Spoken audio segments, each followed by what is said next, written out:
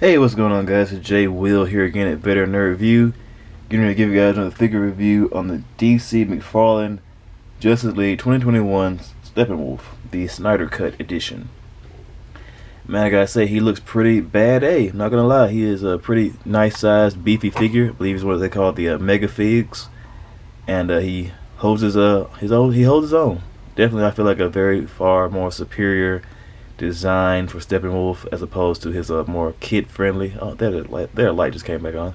As opposed to the more kid-friendly Josh Whedon version. So, but yeah, this guy definitely looks more menacing, more bad. Definitely more aggressive with all the spikes and the metal and everything. But yeah, let's go ahead and get into it a little bit, guys. Take him off his stand here. Guys, if you can, go ahead and subscribe for me. Hit the like button. Comment, leave your thoughts after the video. If you like my content and everything, I will be continuing to create more. And hit the notification bell so that way you guys can be looped in on any more videos I got coming down the pipeline. And that way you guys be aware of any notifications or updates on the raffle program I'm getting ready to implement for you guys, so you guys have a chance at winning some pretty cool figures. And so let's go ahead and get into the packaging here. Got the nice big Mega Fig window packaging here. Bring the camera back up just a little bit. For the McFarlane figures, got DC Multiverse right there on the front. Steppenwolf, Justice League 2021. Nice artwork inside the packaging and everything. Got a display stand back there. I don't tend to use those, so I don't take them out. Got his name right there on the sides. Justice League. Got some artwork right there of the character on the back. Not bad.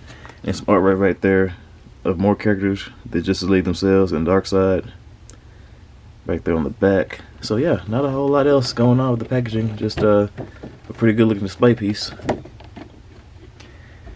And his trading card that he comes with right here. I decided to go ahead and start taking these out the packages for you guys, so I am damaging the boxes, which I don't like doing for you guys, just for the purpose of the channel. So be grateful. And a little bit of a read it right there on the back if you want to read it. Let it focus. Go ahead and pause it now. And that is it for the packaging. So let's bring this guy just a little bit closer. I will say off the bat, he is a little bit difficult to kind of balance a little bit, because of the fact that his toes are kind of set up in like two parts, which I thought was pretty interesting. I'll get into this into the articulation segment in a bit. But he does have two toes on the front of each foot that are both articulated separately. And he doesn't really have much in the way of a heel. So with this guy being this size, it's kind of difficult to balance him just a little bit. You gotta be careful a little bit trying to balance him here to make him stand. Just try to balance his weight forward on his toes just a little bit.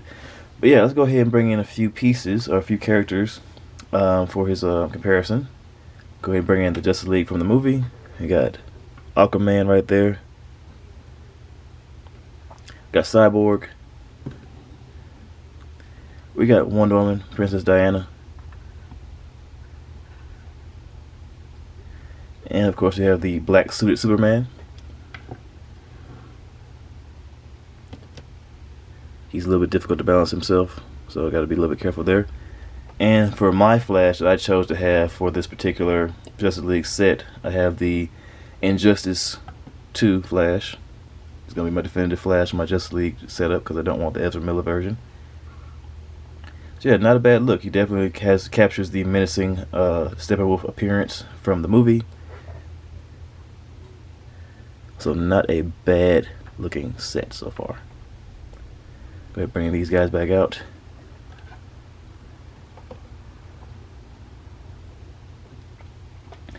And as far as accessories go, the only accessory that he comes with, unfortunately, is his axe. Pretty cool looking axe, not bad design here. Let me go ahead and take it out. He does have a very tight grip on the axe, so be aware of that. You kind of have to force it in there, kind of squeeze it in a little bit. But once it's in there pretty snugly. But yeah, I like the overall sculpting, detail, and design going throughout. The handle, the blade itself looks pretty cool. yeah, definitely feel like it captures the design a little bit, but I feel like it would have been just a little bit better if they had included some kind of lightning effect, maybe electricity effect, because I do remember it kind of like crackling up with electricity whenever he uses it. Kind of like maybe something like that, maybe kind of deal, like, or like a swinging effect, maybe. That would have been pretty cool. Or maybe it's like some gold kind of lighting, kind of all the way throughout, to make it seem like it's powering up. Because if you guys remember the Snyder cut version, the axe was powering up sort of similarly to that. And when the Superman shows up, he's like not impressed. And then he like blows his ice breath and freezes the axe, and all the power cuts off. So then he breaks the axe. But nevertheless, not a bad looking axe. Let's get down to this guy a little more. Like the overall, like the sculpt work that went into this thing is ridiculous. Cause I mean, come on, like look at all the lines sculpted all the way in throughout. The spikes coming off. Some of the spikes are a little bit bent, but it's okay. You can hair dryer or like, you know, boil it maybe, and you can bend these back into place. And little spikes here and there. Like these right here, it's kind of like just bent off to the side a little bit right there. Not a big deal. As long as they're there and not broken off or anything, you can work with them. But overall, yeah, very good looking figure. Definitely feel like worth the pickup, especially since I got mine on sale.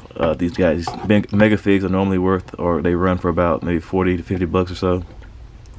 I got this one for 27 when he went on sale, I believe on Darkseid, back before they crashed. But yeah, let's get down to articulation, shall we? His head can look up that far. Looks down that far. Side to side turning. With a good range of head tilt. Like a great range of head tilt actually for this guy.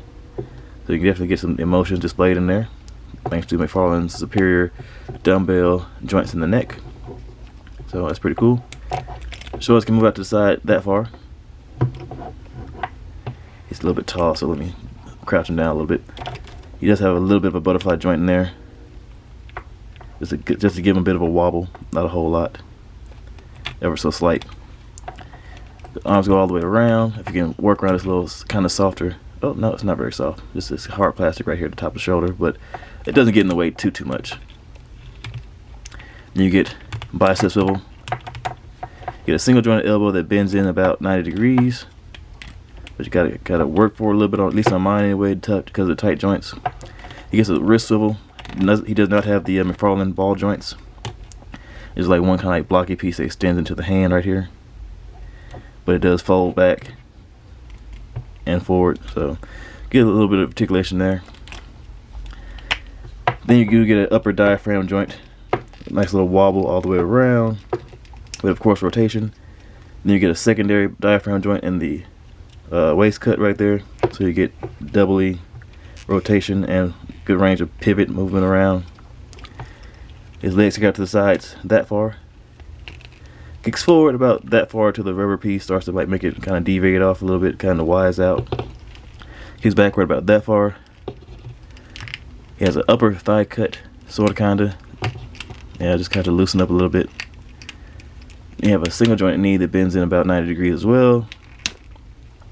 No boot cut or anything, but it does have the McFarlane ball joint in the feet, or on the ankles anyway, so you can rotate the ball independently of the shin and the foot, so you can get different angles of rotation and movement there with up and down flexion. However, like, because this rigid piece right here that's hanging over the ball a little bit, I don't really want to rotate mine too much because I don't want to have to try to dig my fingers in there, try to really get the ball to rotate back around. And of course, as mentioned earlier in the video, he does have toe articulation on both toes.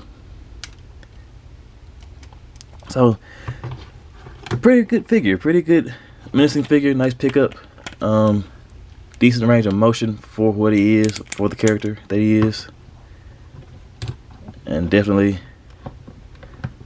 feel like he is worth the money, especially if you can get it for about 25 to 30 bucks or so. Pretty good. For glory, for Darkseid. And so yeah, guys, I appreciate the view. If you guys want to go ahead and subscribe for me, hit the like button, comment, share your thoughts, so that way you guys be looped in on everything I got going down for you guys. And well, yeah, you guys be safe out there. Later.